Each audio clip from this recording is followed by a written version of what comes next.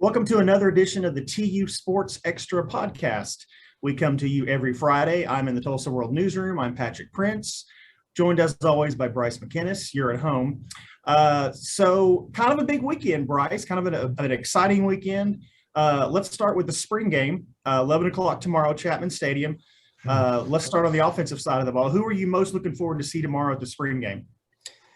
So offensively, I really like Roman Fuller. With Davis Brin still kind of recovering from his surgery. And I want to be really clear when I say recovering. The language that they're using on campus right now is he's just out as a precautionary thing, right? Like he is participated in practice. He's thrown 7-on-7.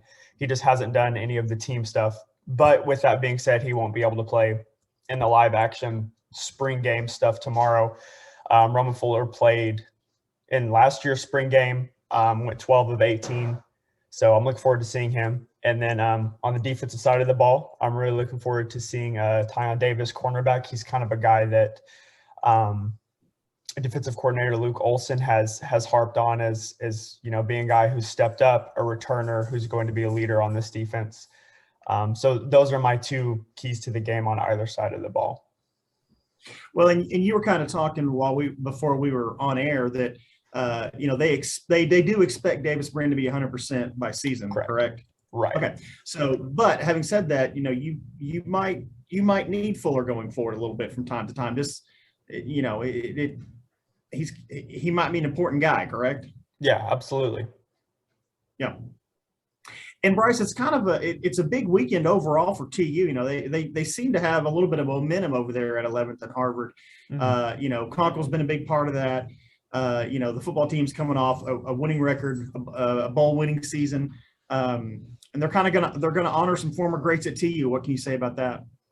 So yeah, the actual game isn't going to start till noon. I just got word from the university that they're going to do some of that Hall of Fame ceremonial stuff. They're bringing back some, former guys and former teams. One of those in particular is Tubby Smith, who we all know is absolutely a legend in TU basketball lore. The word that was used and I hate to be talking so much about basketball when it's the football spring game tomorrow, but the word that was used during Eric Conkle's introductory press conference by University President Brad Carson and Athletics Director Rick Dixon was renaissance. This is a time that they really want to capitalize on. This is a time that they want to be revolutionary for the athletic department and the university as a whole.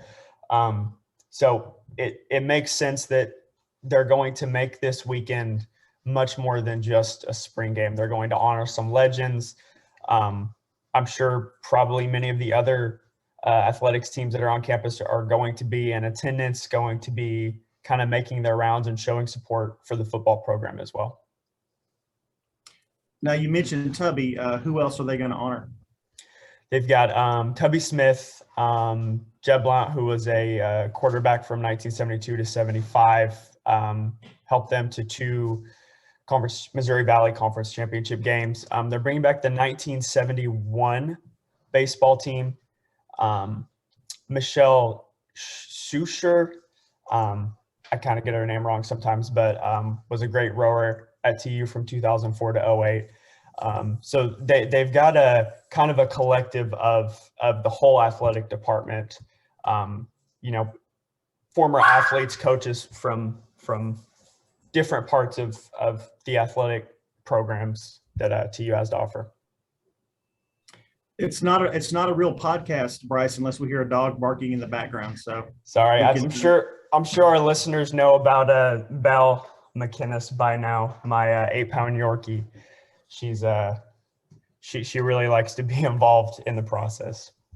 She can be our honorary mascot, the TU Sports Extra podcast mascot. We'll tell her next week. We'll put her on camera. She can offer some thoughts. All right. So how about a little basketball update, Bryce? What's going on with Eric Conkle and TU basketball? Basketball. So they are they're practicing right now with 8 players. Anthony Pritchard will be their 9th player when they return. They have all of their recent coaching hires on campus locked in. one thing that Coach Conkle and I spoke about last week is he's really excited to have a staff of guys that he's been around, who've been a part of the process. He says he doesn't have to coach coaches right now. He gets to coach players, and then his staff, they're already in that rhythm. They obviously had 2 commits, the 2 high school players from Texas who committed last weekend. Obviously, Conkle was not able to comment on the status of their commitments because doing so would be an NCAA violation until they sign. But you do get the sense that they're very excited to have both of those players, both, really dynamic guards who could potentially help them win games pretty quickly. With that being said, TU is going to most likely be down to 2 scholarships after this next signing day. I think that there is a good mix of players that they're looking at. One in particular, Keelan Boone, who, our listeners, I'm sure, are aware of from his time at Tulsa Memorial, playing 3 years at Oklahoma State, along with his twin brother, Caleb. Keelan was on campus yesterday visiting. I don't know, where his thoughts are at with his recruiting process right now, but I do know that, you can say with certainty that TU is going to be in the mix when it comes time for him to make his final decision. Like we've talked about in the past, we talked about last week, I think Keelan Boone would be a home run for Conkle and his staff. You said yesterday we're filming this on Friday afternoon, so right. So Thursday's practice. So now remind us when signing day is. Signing day is Wednesday, April 12th. This upcoming Wednesday, I believe it's April 12th. 13th. If only I had an iPhone to quickly look at. The 12th is Tuesday. 13th, April 13th. Okay. So, all right. So you expect him to have a couple of scholarships to go even after then? After signing day? That is correct, okay. Patrick. They have they had a fairly big group that graduated, and then obviously they've had some guys enter the transfer portal. And that's not abnormal. Like right now they're practicing with 8 players. Coach Conkle's told me that in the past he's had to practice with 5 or 6 at this time of year. So it's not necessarily abnormal for them to be in the situation that they're in. But with that being said, they're really mobilizing to have, a full scholarship team going forward. Yeah. All right, Bryce, we'll call that good. And we'll talk next week, and we'll have a little spring game breakdown, and we'll pick your brain on all what you saw. And have a good weekend. Thanks, Patrick.